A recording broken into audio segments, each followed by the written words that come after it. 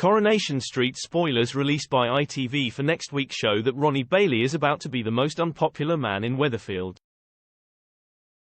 Coronation Street's Ronnie BaiIey finds himself on the receiving end of his neighbours' wrath this week when his latest contract causes consternation. He and his brother and business partner Ed are seen leaving the Rover's return after being approached about converting it into flats, and it doesn't go down well with the residents. It is just the latest stress to befall the family next week as spoilers released by ITV show that Ed is sinking further into despair and debt over his gambling addiction. Although Paul Foreman promises to pay him for all the work he has done adapting his flat to help him live with his MND, he is unable to give him any cash until his disability grant comes in, and Ed is forced to mask his disappointment. Against his better judgment, he is forced to go along with Ronnie's commission for the Rovers. He tells Ed he's had a call from a property developer mate and he'd like them to oversee the conversion of the Rovers into flats.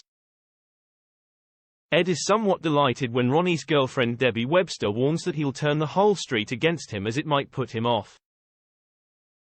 However, undeterred, Ronnie plows ahead, bringing Ed with him to inspect the premises.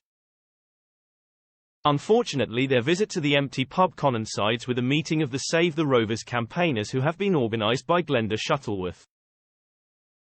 As they file out of the pub, a devastated Jenny Connor is heartbroken, believing that Ronnie has betrayed her. Recently, Claire Sweeney, who plays New Edition Cassandra Plummer, shared a snap on her Instagram that seemed to imply that Jenny will be back behind the bar of the Rovers soon. Posing with her Dancing on Ice partner Colin Grafton on set, the duo beamed as they stood outside of the iconic watering hole.